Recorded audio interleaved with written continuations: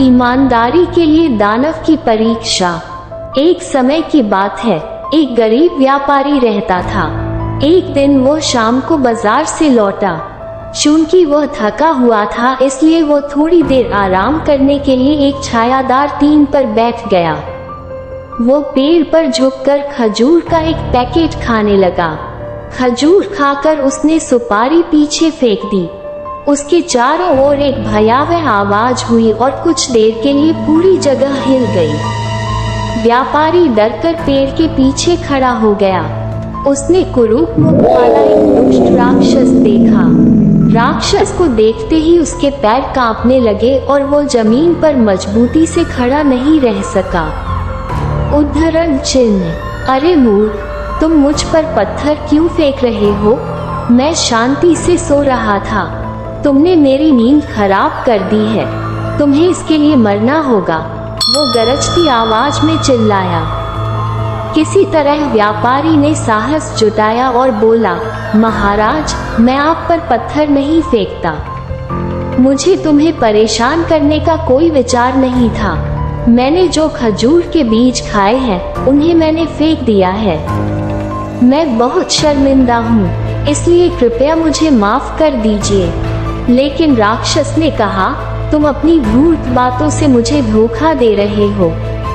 मैं तुम्हें अभी मार डालूंगा। गरीब व्यापारी ने राक्षस से विनती की, अगर तुम मुझे मारना चाहते हो तो मेरी आखिरी इच्छा के बाद मुझे मार सकते हो। राक्षस ने पूछा, वो क्या है? व्यापारी ने निवेदन किया, आप मुझे एक बार अपने घर जाने की अनुमति दे। मैं दूसरों का कर्ज चुका दूंगा और मरने से पहले अपने परिवार को आखिरी शब्द कहूंगा।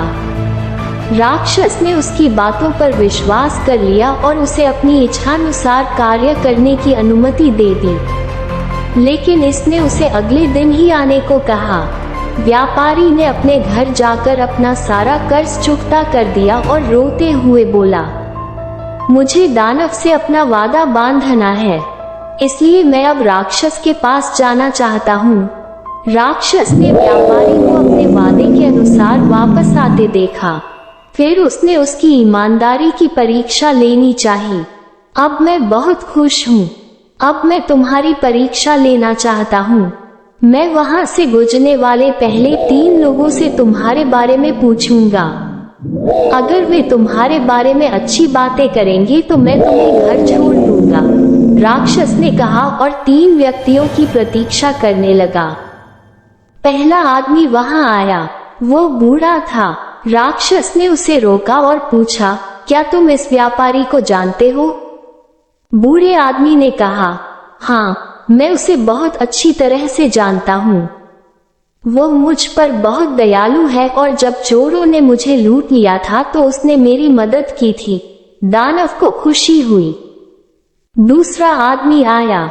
वो एक न्यायाधीश थे। राक्षस ने न्यायाधीश को रोका और पूछा, क्या आप इस व्यापारी को जानते हैं? न्यायाधीश ने उत्तर दिया कि वो एक ऐसे व्यक्ति को लाया था जिसने उसे व्यापार में धोखा दिया था। जब मैंने उसे दंड दिया तो व्यापारी ने उसे माफ कर लाया था जिसने उसे व्यापार में धोखा दिया था। जब मैंने उसे दंड दिया तो व्यापारी ने उसे माफ करने के लिए कहा। राक्षस कुछ देर तक मुस्कुराया। तीसरा आदमी आया। वो बहुत अमीर आदमी था।